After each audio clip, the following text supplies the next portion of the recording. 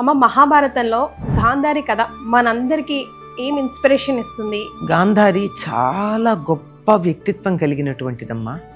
కొడుకు యుద్ధానికి వెడుతూ అమ్మా నాకు విజయం కలగాలని చెప్పి దీవించు అంటే ఆ తల్లి దీవించిన దీవెన ఏమిటి అంటే యతో ధర్మస్తతో జయ, ధర్మం ఉన్న వైపే జయం కలుగుతుంది నాయన అంది. గాంధారిని నేను ధృతరాష్ట్రుడికి ఇచ్చి పెళ్లి చేస్తున్నాను అని వాళ్ళ అమ్మ ఏడిచింది. గుడ్డివాడికి ఇచ్చి పెళ్లి చేస్తారా నా కూతుర్ని? గాంధారి తల్లే ఏడిచింది, ఏమిటిది అని అడగలేని పరిస్థితి. ఈ అమ్మాయి ఏమడుగుతుంది? అంతే, వెంటనే కళ్ళకు గంతలు కట్టుకుంది. నా భర్తకి లేనటువంటి దృష్టి నాకెందుకు అని.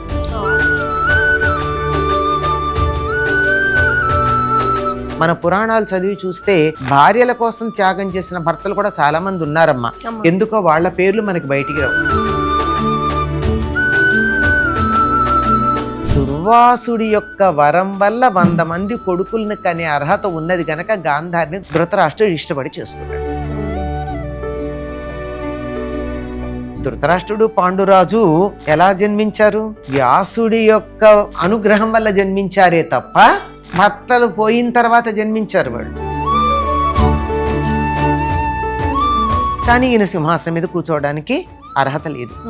గుడ్డివాడు గాని అంగవైకల్యం ఉన్నవాడు గాని సింహాసనం మీద కూర్చునే అధికారం లేదు. పైగా యుద్ధకాలంలో మనకు గమ్మత్తు ఏమిటో తెలుసా? యుద్ధం జరుగుతున్నంత కాలం అన్నదమ్ముల మధ్య యుద్ధం కదా, అందరూ బంధువులే కదా, పగలు యుద్ధం అయ్యేదమ్మా.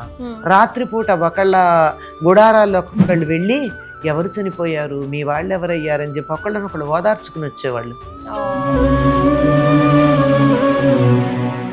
వీళ్ళందరికన్నా నాకు బాధ ఎక్కడో తెలుసా? అభిమన్యుడు చనిపోయాడమ్మా, చిన్నపిల్లవాడని చెప్పి గొల్లుని ఏడుస్తుంది గాంధారి.